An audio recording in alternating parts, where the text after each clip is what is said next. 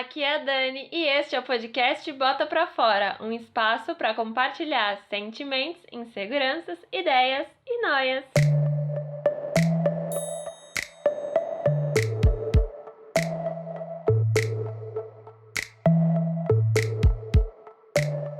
Sejam bem-vindas e bem-vindos a mais um episódio do podcast e hoje eu tô aqui para falar sobre fadiga digital e nostalgia.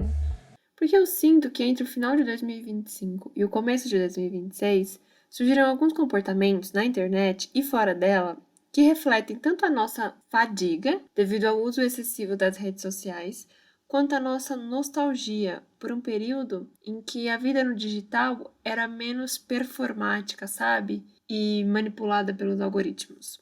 Então, nesse episódio a gente vai falar sobre os estímulos digitais, né? Como que eles estão afetando o nosso corpo, o nosso foco e até a nossa forma de enxergar o passado. E para começar, eu queria destacar aqui o tal do brain rot, que nada mais é, né, do que o termo usado para descrever o desgaste mental causado pelo excesso de estímulos digitais, né, especialmente os de consumo rápido, como vídeos curtos, memes, e essa necessidade de dopamina instantânea que muita gente tem. E eu quis trazer esse tema aqui para o podcast, né, como o primeiro episódio do ano, porque eu me senti durante muito tempo em 2025 assim. Eu vi em mim as características do brain rot, né, que, segundo especialistas, né, definem como um estado mental de cansaço crônico, né, que afeta tanto o foco quanto a memória, a motivação. E ele é um fenômeno, né, comportamental que já está chamando a atenção de especialistas no mundo inteiro, assim. E foi eleita, né, a palavra do ano de 2025 pelo dicionário Oxford. Então dá para ter uma noção de que muita gente está passando por isso. É um problema, né? Um fenômeno que precisa ser observado e que precisa ser entendido. E quais são os sinais, né, que eu percebi em mim que me fizeram entender que talvez eu estivesse sofrendo, digamos assim, desse tal do brain rot? Impaciência.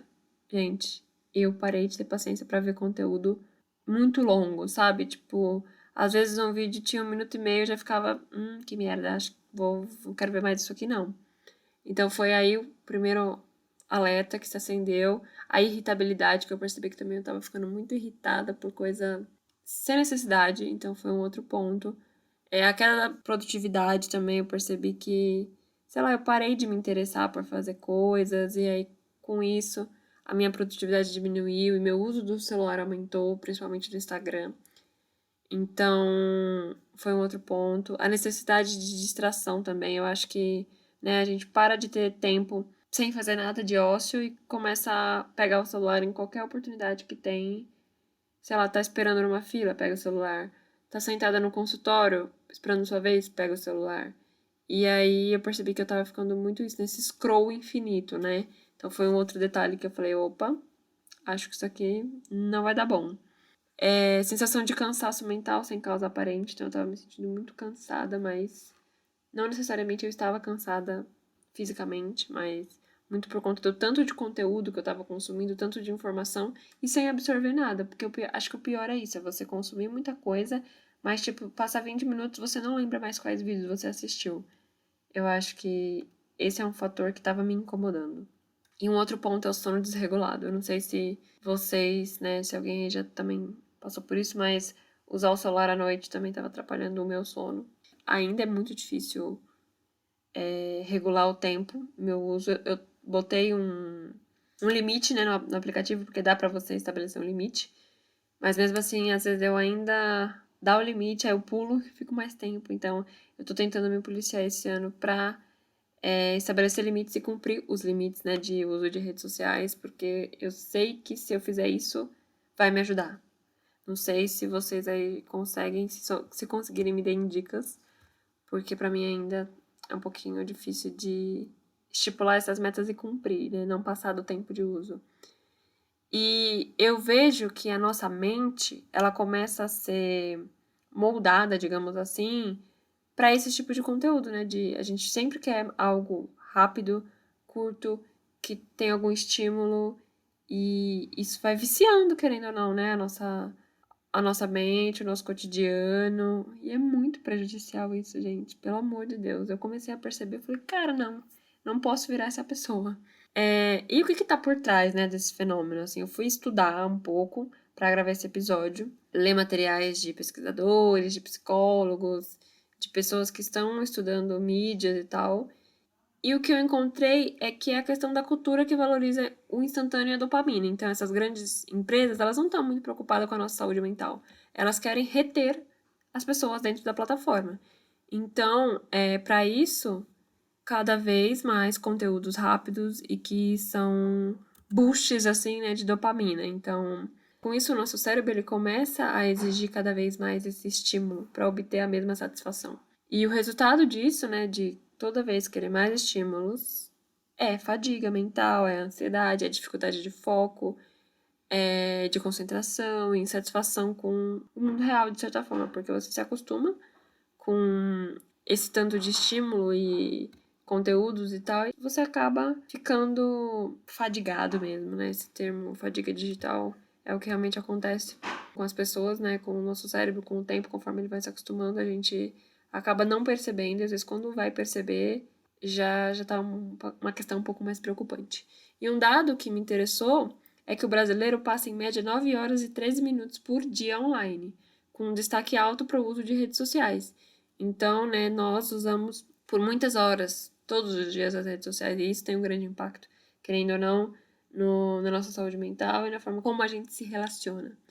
Porque não necessariamente estar nas redes sociais você está socializando, né? Porque eu acho que na maior parte do tempo a gente só está consumindo conteúdo que outras pessoas produzem, se comparando e não tirando proveito.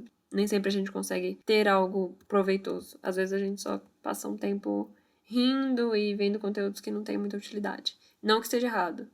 E esses dados, né, que eu falei agora, ele é de um relatório chamado Digital 2024 da We Are Social e da Meltwater, né? São, acho que americanas.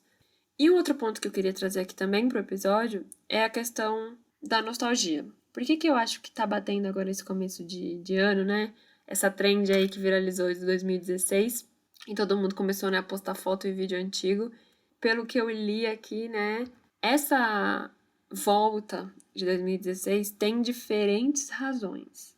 A primeira é porque é legal você mostrar, né, tipo, como você era antes, o que você conquistou nesse meio tempo, como foi seu ano de 2016 em comparação a 2026, né, 10 anos depois. Mas o que eu encontrei de dados é que 2016 era um ano em que as fotos no Instagram, elas não eram tão produzidas, a estética não era pautada pelo engajamento, pelo alcance, como é agora, né? Muitas pessoas usam o Instagram comercialmente, digamos assim. Em 2016 não era tão essa pegada.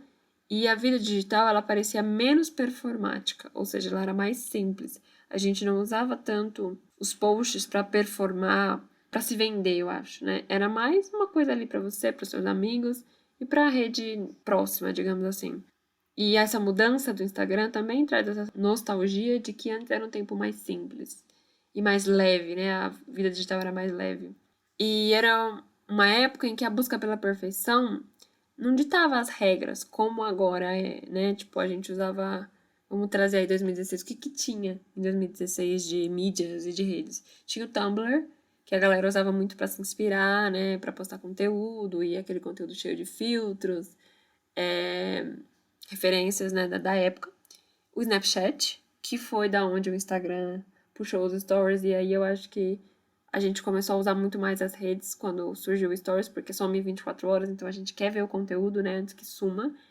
Então eu acho que vem daí também, né, porque os stories, se eu não me engano, eles entraram no final de 2015, começo de 2016. Então foi aí que começou. A gente também tinha blogs, né, gente? Os textos eram muito mais consumidos, né, nessa época ainda. Era muito popular. Muitas blogueiras, né? O termo blogueira veio dessa época aí que a galera consumia muito texto. Tinha os quizzes, né, do BuzzFeed, da Capricho. E hoje, a gente mal sai do Instagram e do TikTok, né? As duas plataformas de vídeo mais consumidas no momento. E eles são espaços que parecem se fechar sobre si mesmos, né? E ser, tipo, meio isolado do resto. Então, antes a gente tinha vários lugares diferentes para consumir, interagir e ver conteúdo. E hoje em dia são basicamente dois, o Instagram e o TikTok, e muitas vezes um replicado do outro, né? Às vezes a gente vê a mesma coisa no Instagram e no TikTok. Então, eu acho que existe essa nostalgia por essa época, por conta disso, por parecer ser mais simples, a gente ter menos conteúdo, menos informação, se cansar menos, porque a gente usava menos o celular, eu acredito também. Os momentos, né, de usar a rede social era menos frequente, acredito eu. E disso eu sinto que existe agora uma certa perda de controle, né, de fronteira. Porque agora parece que é o algoritmo que dita tudo o que a gente vai ver, o que a gente vai ouvir, o que a gente vai consumir. E antes não era tanto assim, a gente via e consumia ali no nosso feed o que os nossos amigos postavam. Então a gente via tudo o que os nossos amigos postavam. Hoje em dia a gente não vê. Infelizmente a gente vê muito mais propaganda e conteúdo de creators, né? O que não é ruim, né, ver conteúdo de creators, mas eu acho que mudou um pouco a forma. E no final das contas, em vez de nos ajudar, eu acho, a, sei lá, a descansar, né, a desaparecer e descobrir coisas novas, eu sinto que parece que tá tendo o efeito contrário. A gente tá ficando cada vez mais cansado. E fica essa sensação esquisita de que, tá, o algoritmo, ele mostra o que a gente gosta, mas até que ponto isso é bom, né? Essas bolhas também. Tem a questão da bolha de que a gente vai ver mais do que a gente curte, e também tem o ponto de lidar com o contraditório. E tem a questão de opinião, né? A gente precisa realmente dar opinião em tudo. É um outro ponto aí que talvez eu fale em outro episódio, né? Porque não é o foco desse, mas tem essa questão aí a se pensar. Você precisa dar sua opinião sempre. É isso. E eu também queria abordar aqui estratégias, né, para ajudar a superar essa questão da fadiga mental, desse desgaste por conta do uso excessivo de telas e redes sociais. E eu vou trazer aqui o que eu encontrei, né, que especialistas afirmam que pode ajudar, que é reduzir o tempo de tela, que acho que todo mundo sabe, né, que isso realmente ajuda, mas para quem tem dificuldade de fazer isso progressivamente, como eu comentei, tentar botar um timer ali de tempo máximo para você usar o celular e tentar cumprir. Eu sei que é difícil, digo por experiência própria. Consumir conteúdos mais longos e reflexivos, então, né, tentar começar a adaptar o seu cérebro novamente a consumir coisas mais longas e, sei lá, ir pro YouTube. Eu acho que o YouTube é uma boa forma de tentar fazer isso, porque geralmente lá os vídeos têm uma duração maior e são mais profundos, assim, reflexivos. Então eu acho que utilizar o YouTube, ao invés de ficar tanto tempo no Instagram e no TikTok, pode ser uma boa, que é o que eu tenho feito. Praticar atividades que exijam presença plena, né? Como leitura ou escrita, então eu acho que é uma outra forma de você também conseguir driblar os efeitos desse desgaste mental. Então, e aos poucos, tipo, eu não gosto de ler. Tá, então pega um tema que você gosta, um assunto, e vai lendo, tipo, 2, 3 páginas por dia, e conforme você for pegando gosto, aumenta, né? Acho que pode ser uma estratégia. E também eles afirmam aqui, né, que é importante você investir em pausas, em momentos de silêncio. Então, acho que em vez de pegar o celular enquanto você tá, sei lá, esperando o ônibus no ponto, tenta fazer uma outra coisa, observar. Tipo, olhar o que tá acontecendo em volta de você. E eu também queria falar aqui pra vocês que eu acho que é muito normal a nossa geração tá sofrendo com esses efeitos, porque a gente usa muito celular, né, gente? Não tem como negar, a gente usa pra tudo hoje em dia. Então, a gente não pode também ficar se culpando demais de não conseguir dar conta das coisas, mas eu acho que aos pouquinhos, se a gente tentar uma coisa por vez e diminuindo, talvez a gente melhore. Ou não só reduzir, mas eu consumir com mais propósito, porque uma coisa que me pega muito é, às vezes eu vou no Instagram para pesquisar uma coisa específica, aí eu vou lá no pesquisar e aí ele aparece explorar um monte de conteúdo. E às vezes eu clico, aí eu vou caindo numa coisa, eu vou em outra e não lembro mais inicialmente por que eu abri o Instagram. Então, ai gente, isso pra mim é muito chato, aí eu fico com raiva. Acho que por ele mostrar muita coisa ali, às vezes a gente se perde, né? E acaba esquecendo e passa 20 minutos e você não fez o que você queria fazer. Então a gente tem que tentar burlar, digamos assim, esse sistema do Instagram e tentar ser mais intencional. Eu acho que é isso que eu estou com vontade de fazer, né? Eu vou tentar fazer mais esse ano. E se você também tiver aí dicas pra mim ou quiser compartilhar sua experiência, pode vir falar comigo lá no Instagram, né, que é o Bota Pra Fora Podcast. Eu tô aberta a gente discutir esse tema. É um tema que eu quero falar mais esse ano, então se você também tiver aí nessa missão, vem trocar comigo. E se você gostou desse episódio, aí compartilha com seus amigos, deixa seu comentário aqui, tanto no Spotify quanto no YouTube, dá pra comentar. Então é isso. Obrigada por me ouvir até aqui. Um beijo, até o próximo episódio. Tchau!